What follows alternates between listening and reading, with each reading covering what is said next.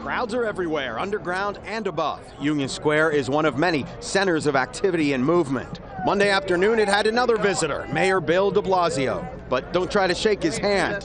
The elbow fist bump combo is one of the ways to reduce contact. That's the message on the flyers the mayor is here to hand out. Protect yourself, stay home if sick, protect most vulnerable, and reduce overcrowding. Well, when it comes to commuting, that we should wait.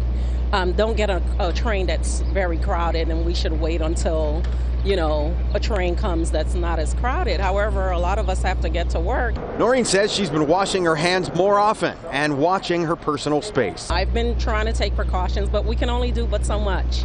Our advice would be many people should just use your common sense in that moment. We also don't want platforms getting overly crowded. We can run more service here and there, but generally we are very much at capacity. At a media briefing Monday, MTA officials said the subways are safe, but asked people to consider other ways in order to avoid crowds. If you can travel in the shoulder periods a little earlier, a little later in the morning, a little earlier in the evening, a little later in the evening when there's less crowding, do that. MTA officials say all trains, buses, and paratransit vehicles will be disinfected every 72 hours. That's twice since last Tuesday. Their plan is to disinfect turnstiles, machines, and public areas daily.